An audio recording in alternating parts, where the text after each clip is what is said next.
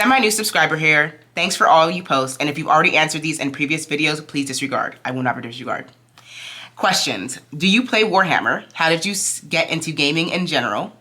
And any/all tips you have with discipline. Okay, wow. See, this is what I mean by y'all was loaded and y'all was ready, and I... Now, these are kind of questions I've been personally waiting for. Let me give you a brief background of myself. I have been a PC gamer since I was 12 years old, and that basically started around the Toontown era, okay? You know, RuneScape. This is the inception of true PC gaming, all right? And I do not play Warhammer. Well, let me say I did play Warhammer Vermintide 2, okay? So that, if that counts, you know, but I didn't play it that long, you know, just dabbled in a little bit.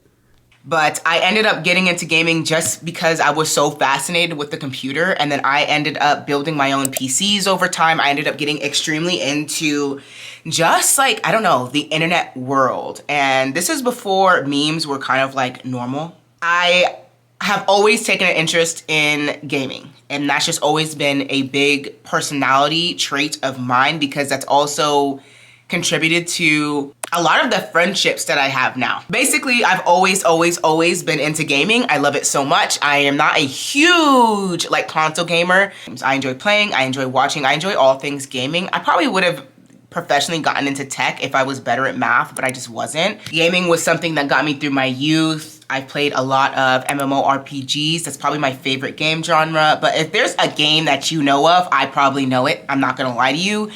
It's not something that I speak of a lot on this channel. I've been including little, you know, Easter eggs and stuff like that, little bits, snippets of me, you know, talking about it or bringing it up. But ultimately, I'm a nerd. I'm a nerd. I love anime. I love all of it. The whole thing. Like, if you know it, I probably do too. Yeah, I hope that answers it. But tips with discipline, I'm not your girl. Like, not really. I've been learning more about discipline. I've been trying to be more disciplined. If we're specifically talking about like our weight loss journey, I wouldn't even really say I have that much discipline. I would say I'm in the middle, and maybe I'm not even that high. If the scale's going, you know what I mean, really bad, not really bad, neutral, you know what I mean? I'm probably like not really bad. I'm still figuring it out, for real. I just know that discipline is also one of those things that isn't real. You kind of just like have to do it. You have to know, you know, I have a goal and I'm trying to work towards that. And how bad do I want that goal? Really.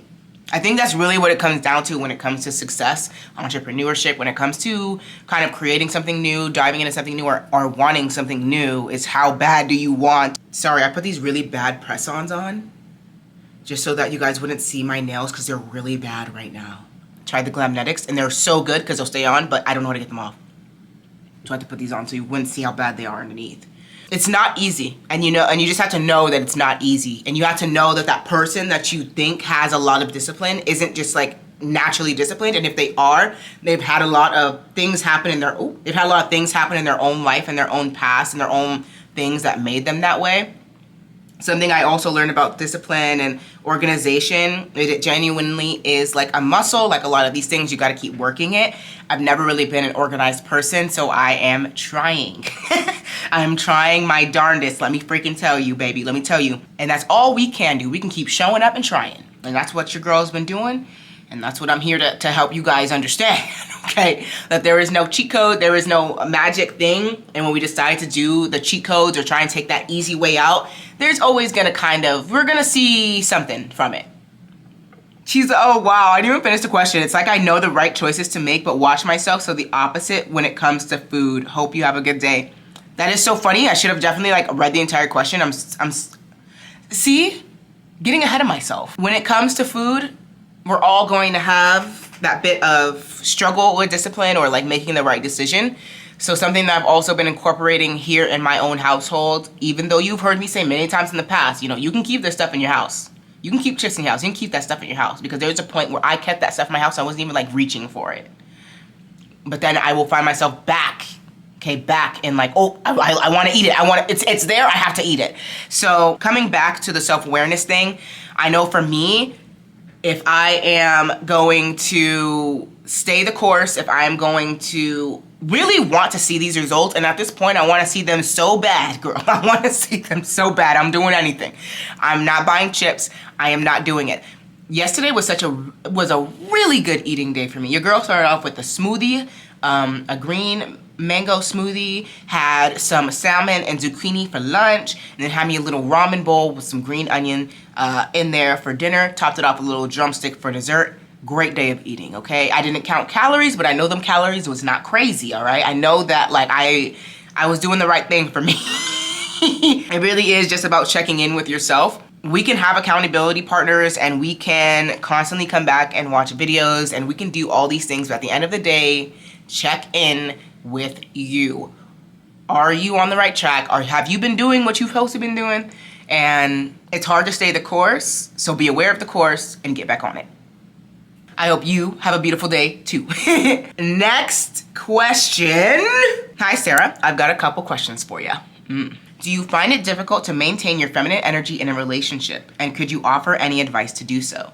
I've been on a journey to heal my feminine energy in order to soften out of survival mode. Ooh.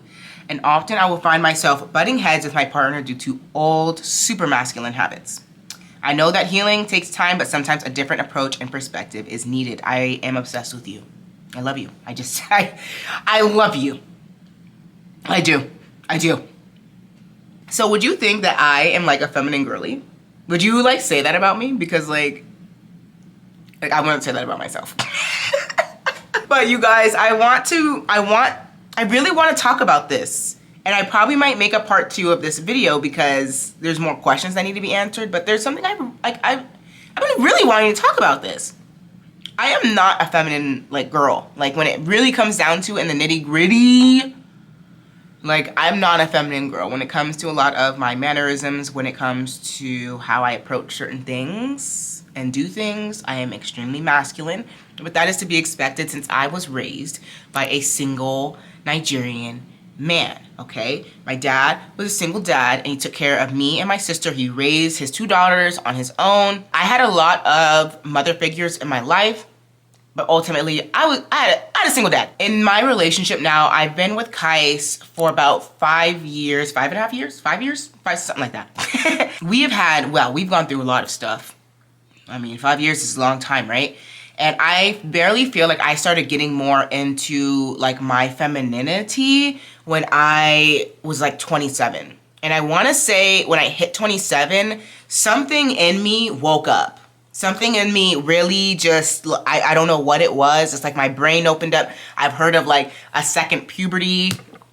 I've heard of all different kinds of things, but I know that 27 was a transformative year for me because that was when I really decided it's like, I don't know.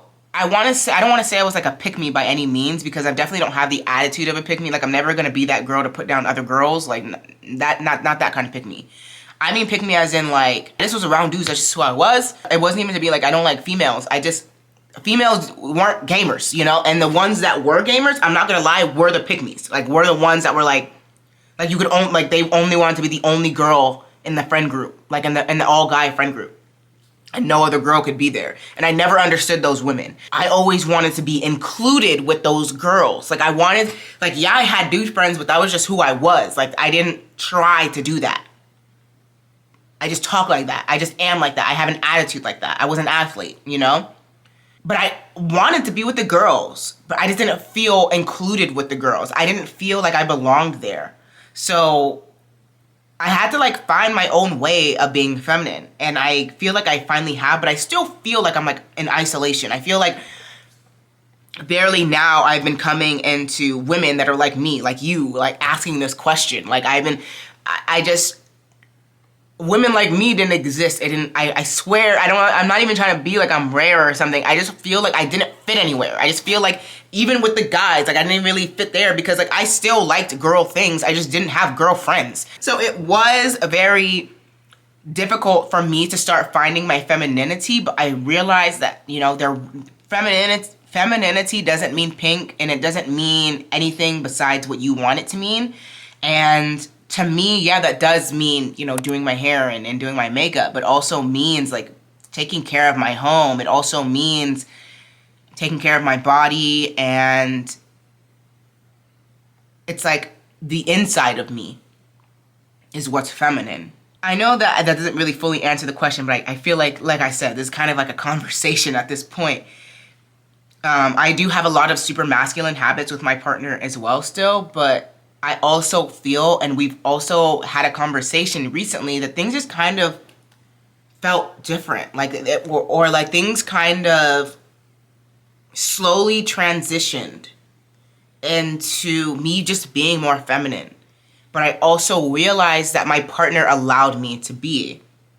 So if you're single, you can just kind of like work on your femininity, because you can work on like how you want to show up. You can work on your mentality. You can work on your spiritualness, or, you know, if you're religious, you can work on your religion and all that stuff. But when you're in a relationship and it comes to masculinity and femininity, especially in this climate where this topic is so prevalent, it's not only reliant on you as a person. It also kind of plays into, you know, who your partner is, and does your partner allow you to be feminine? Does your partner put you in that role like that? And I don't want to say like your partner put you there. I just want to say like Kais allows me to be feminine by the way he addresses me, by the way he talks to me, by the way he lets me show up, by the way he lets me be, right? I don't know how to describe it, but I know that the super masculine habits that I had were things that I didn't like about myself, or things that I wanted to tone down in my relationship. You have to like, I don't know, you have to like be aware of it, because not certain things aren't just feminine, or certain things aren't just masculine. There were things about me that I felt specifically were masculine, like the way I would argue. Like no one could be right, or it's not even, like that's the thing. Like my energy was just so heavy. Like I was just, the way I was trying to prove my point was just like so, like, like as opposed to just like me just talking here trying to explain my point to you. Like you said, like healing takes time. And hopefully like this approach just helps you see it's just like you aren't like super masculine, you aren't really super feminine or anything. And it's like if you are trying to work towards one, you have to know what that means for you. You know, me wearing black all the time and deciding to wear pink all of a sudden, does that mean that I'm just like showing up and I'm feminine now? That's dumb. So I think that's also something that people have to keep in mind, is that we believe these things. We believe certain things to be true about certain things, but it really matters what it means to us individually.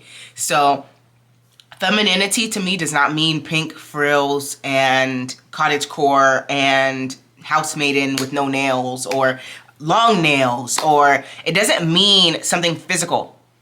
And that's why I'm saying like it matters what it means to you, because to me it ain't physical. I have been able to stay in my feminine energy because right now that's just where I'm at. And we want to call it soft girl era. We want to call it being more feminine, soft, being more whatever. And it's just like I've always wanted to be that. I've always wanted to be that person that's like so delicate and so soft and angelic and just like all these things. And it's just like, girl, although a lot of the times, yes, it will look like traditional femininity. So I don't know, it's like a whole conversation that we can really dive into, and hopefully that answered some form of it. Just like really hone into you, and also think about if your partner is allowing you to be masculine or feminine, or what that situation calls for with your partner. What you feel and how you want to show up, you should.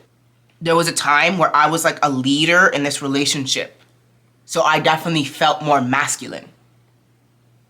But right now I'm not the leader in my relationship. And I'm not even trying to say like that I've like, I don't know, like I gave up the leadership role. No, it's just like relationships are so nuanced, and they're so, and that's why the content that's out there right now is just like BS to me, because no relationship is like a contract, or no relationship is like a textbook. And my needs are going to be entirely different from somebody else's needs. So why do I don't know how we even like talk about dating sometimes, like certain channels, but topic for another day. That was just answered in 20 minutes.